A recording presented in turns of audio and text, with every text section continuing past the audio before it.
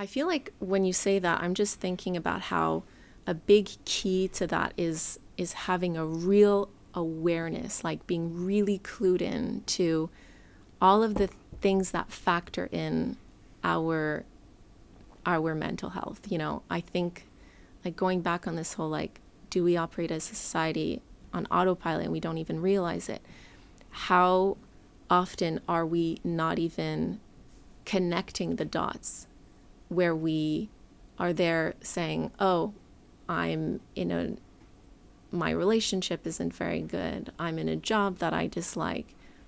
I'm not eating great. And I'm also depressed. I don't know why.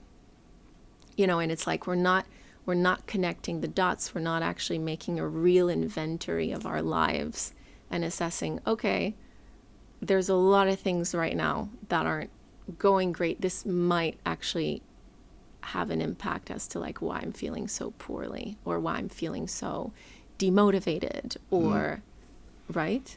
Yeah, I think, but as a species, we have this natural bent towards, we put up with things, don't we? We have inaction. You know, we all observe this, not just me, but we all observe people who are in really lousy, toxic relationships, but they don't escape the relationship. They hang in there because there's something about maybe people will change or maybe things will get better. People work a terrible job, have a terrible boss, but they still hang in there. They tell everybody how awful it is, but they don't do anything about it. And so I think all across our lives sometimes we kind of have a lot of clues about what's going on. We're just not listening. Yeah, but we're prone to inaction, aren't we? We're really good at giving other people advice, you know, as you and I both do, but we're not always very good at taking that advice. So it's great for the people to change, but we're not very good at addressing the core issues in our lives. Yeah. We kind of hope against hope that they're going to get better.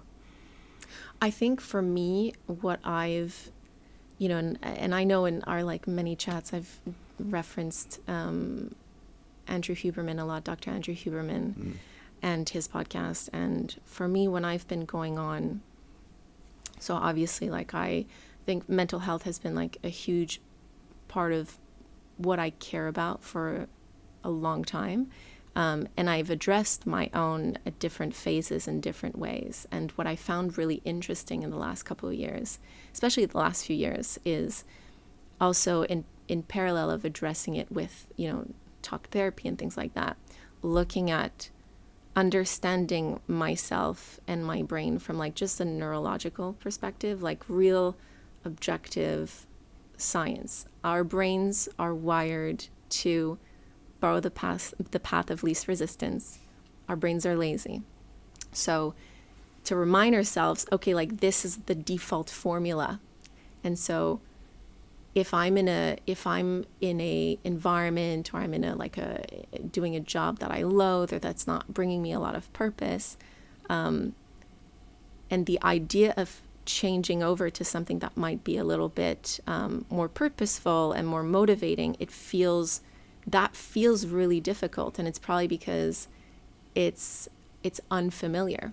We almost are more comfortable to exist in something that's familiar, even if it's not good, rather than jump into the unknown towards something that might have the potential to bring a little bit more value to our lives. So I don't know, I guess like, would you say in terms of like mental health, it's a little bit like going to the gym and developing that discipline, that good habit? It's always really difficult in the beginning to almost like reroute and rewire our thinking.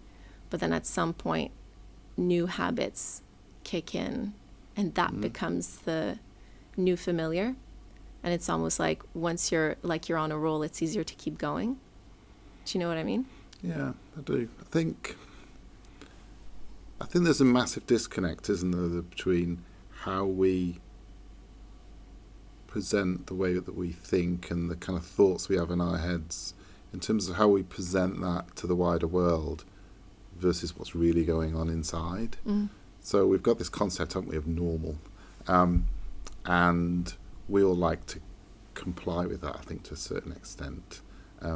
And the reality is, you know, each of us inside have some absolutely crazy thoughts, don't we? We do it all the time. You know, we have those thoughts about, well, what if I did that, or what if I did the other? But we don't really share those very much because everybody else around us would think we were crazy. But that's actually not true because everybody else is having those thoughts. You know, it's like if you put 100 people in a room and say to them, so who talk to themselves, it takes one brave soul to say, yeah, I do.